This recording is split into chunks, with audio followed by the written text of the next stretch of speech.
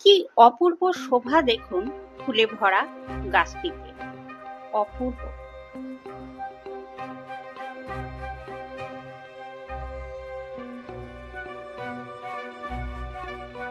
দারুণ ঠান্ডা হাওয়া বইছিল।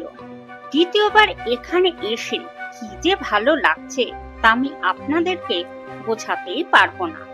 চারিদিকে সুন্দর পরিবেশে মন শান্ত, আর প্রকৃতির এই রূপ দেখে আমি তো একেবারেই মুগ্ধ।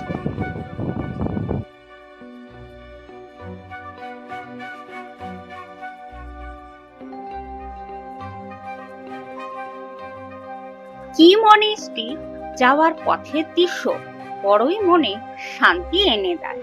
একদিকে বিশাল পাহাড়, তো একদিকে গভীর খাদ, আর রং বেরঙের পতাকাগুলো স্পিতির সৌন্দর্য ধরা দিয়েছে রাস্তায়। প্রথমবারে এই জায়গায় সুন্দর একটি আমার ভিডিও রয়েছে ইউটিউব চ্যানেলে। দারুণ লাগছে পথটা, বেশ সুন্দর।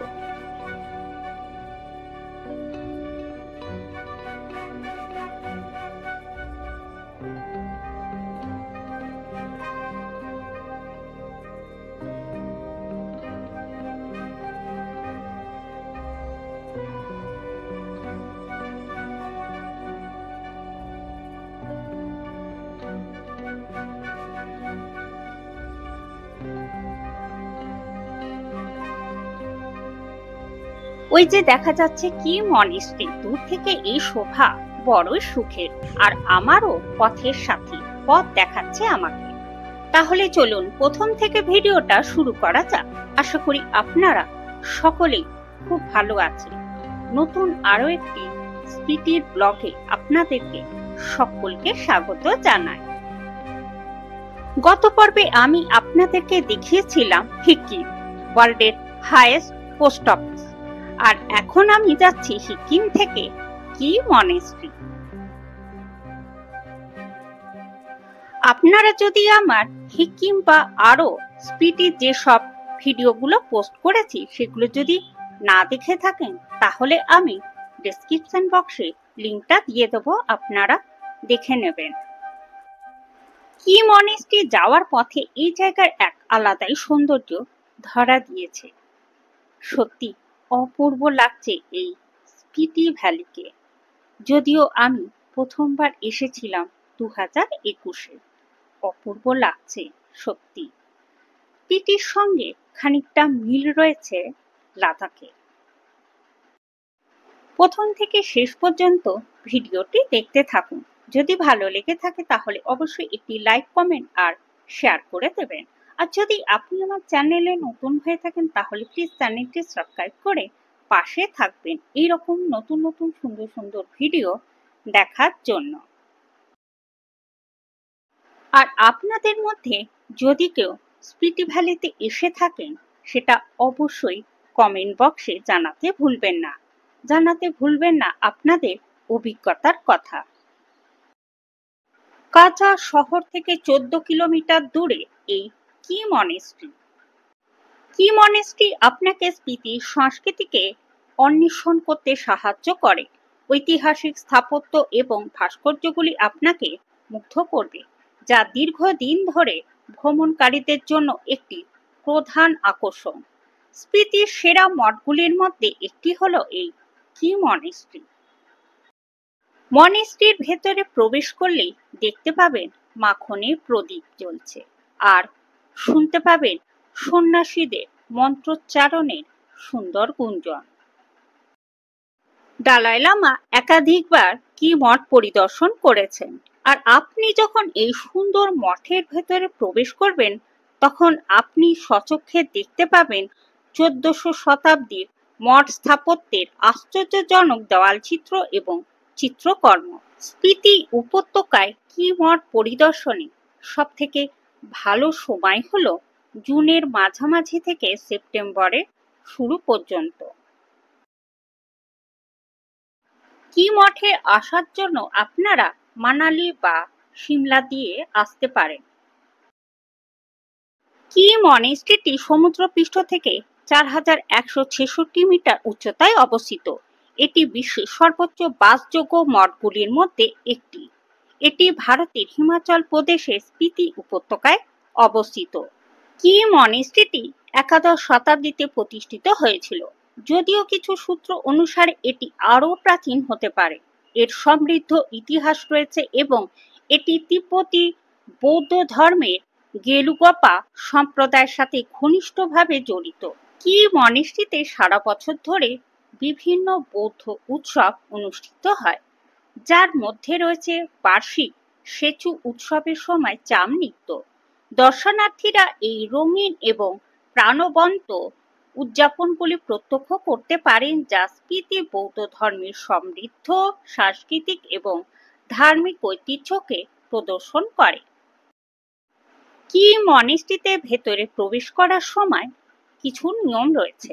সেই নিয়মগুলো আপনারা যখন এখানে আসবেন তখন মেনে চলার চেষ্টা করবেন।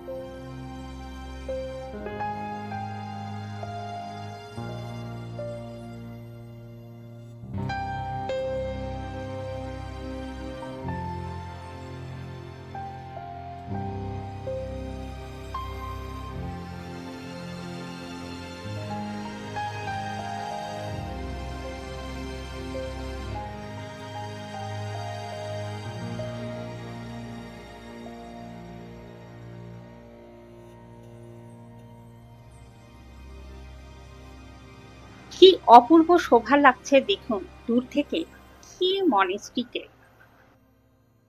সমুদ্র পৃষ্ঠ থেকে 13,500 ফুট উচ্চতায় অবস্থিত। শঙ্কু আকৃতি পাহাড়ের ওপর অবস্থিত নিচু কক্ষ এবং সরু করিডোরের একটি স্তূপ। দূর থেকে এটি লাদাখের লের কাছে থিক্সি মঠের মতো দেখা যায়। চলে এলাম আমরা কি মনেস্ট্রিতে। কি মনেস্ট্রি এলে কিছু নির্দেশিকা রয়েছে, সেগুলো মেনে চলবে। আর আমাদের পথের সাথে মিস্টার লালু ও আমাদেরকে পথ দেখাচ্ছেন। কি মনেস্ট্রি ওপেন সকাল 7টার সময় আর বন্ধ হয় সন্ধ্যে 7টার সময়। কি মনেস্ট্রি সম্বন্ধে এখানে কিছু লেখা রয়েছে, আপনারা এখানে এসে পড়ে নেবেন।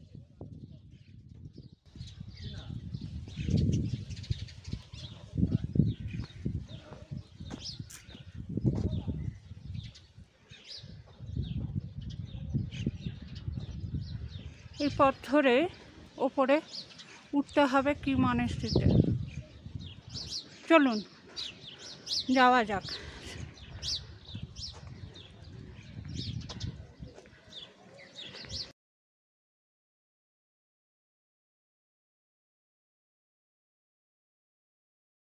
আমার পথের সাথীকে দেখুন, নিচ থেকে ও আমাকে পথ দেখিয়ে দেখিয়ে নিয়ে আসলো এইখানে। বেশ সুন্দর জায়গাটা কিন্তু দেখুন।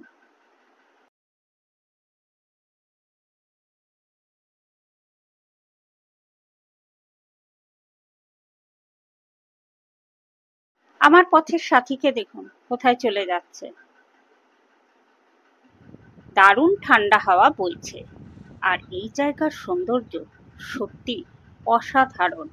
নীল রঙের পাহাড়, নিচে সবুজে কিছু তৃণভূমি রয়েছে, তাতে চাষবাসও করেছেন এই জায়গার মানুষজন। আর কি মনেস্ট্রি শোভা, দুর্দান্ত। প্রথমবার এসেও মুগ্ধ হয়েছিলাম, আবার দ্বিতীয়বার এই জায়গা এসে আরো মুগ্ধ হলাম। চলুন আমরা কি মনেস্ট্রির দিকে এগিয়ে যাই। 2000 সালে আগস্ট মাসে পরম পবিত্র দালাই লামা কর্তৃক অনুষ্ঠিত কালচক্র অনুষ্ঠানে সারা বিশ্ব থেকে হাজার হাজার ভক্ত উপস্থিত ছিলেন।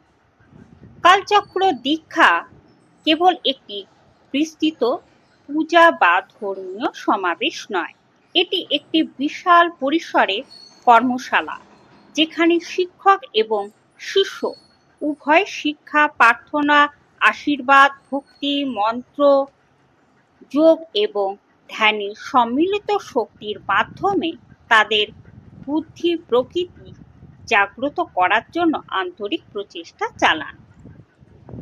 এটি প্রতিটি অংশকারীর প্রচেষ্টা যাতে অন্য সকলের জন্য প্রকৃত এবং স্থায়ী শান্তি আবিষ্কার করা যায়। বৌদ্ধরা বিশ্বাস করেন যে কয়েকদিন ধরে এই বিস্তৃত দীক্ষা অনুষ্ঠানে কেবল উপস্থিত অংশকারীকে দুঃখ কষ্ট থেকে মুক্তি দেয় এবং তাকে জ্ঞানার্জনে আনন্দ প্রদান করে। প্রার্থনা কক্ষগুলো অন্ধকার পথ, আঁকাবাঁকা সিঁড়ি এবং ছোট দরজা দ্বারা পরস্পরের সাথে সংযুক্ত। শত শত লামা মঠে তাদের ধর্মীয় প্রশিক্ষণ গ্রহণ করেন। সুন্দর দেওয়াল চিত্র, থানকা, বিরল পাণ্ডুলিপি, স্টুকুচিত্র এবং অদ্ভুত বায়ুযন্ত্রের জন্য পরিচিত, যা গ্রীষ্মকালে গোম্পায় ছাম পরিবেশিত হলে অর্কেস্ট্রার অংশ হয়ে ওঠে। আরেকটি আকর্ষণীয় দিক হলো অস্ত্রের সংগ্রহ, যা সম্ভবত লুটপাটকারীদের তাড়াতে এবং যারা বিশ্বাসঘাতকতাকারী তাদের উপর নিয়ন্ত্রণে ব্যবহৃত হতো। দেখুন কি সুন্দর এই ফুল গাছটি, নাম তো জানি না, যদি আপনারা কেউ জেনে থাকেন তাহলে অবশ্যই কমেন্ট বক্সে জানাতে ভুলবেন না।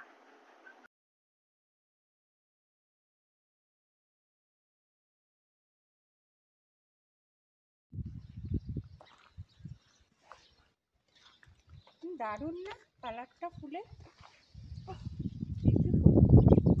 পুরো গাছটা ভরে আছে পোকা হয়ে। কি মনেস্ট্রি থেকে এখন যাচ্ছি এর পরের গন্তব্য।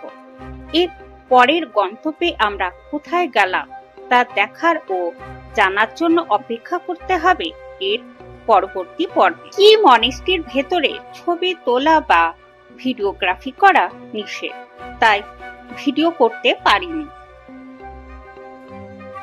ভিডিওটি দেখে আশা করি আপনাদের ভালো লেগেছে। যদি ভালো লেগে থাকে তাহলে অবশ্যই একটি লাইক, কমেন্ট আর শেয়ার করে দেবেন। সবাই খুব ভালো থাকুন, সুস্থ থাকুন আর প্রিয়জনদের ভালো রাখুন। দেখা হচ্ছে এর পরের পর্বে। পরের পর্বে অনেক চমক রয়েছে, তাই অবশ্যই পরের পর্বটি দেখতে ভুলবেন না। খুব তাড়াতাড়ি নিয়ে আসছি এর পরের পর্ব। ততদিন আপনারা সবাই খুব ভালো থাকুন, সুস্থ থাকুন আর প্রিয়জনদের ভালো রাখুন।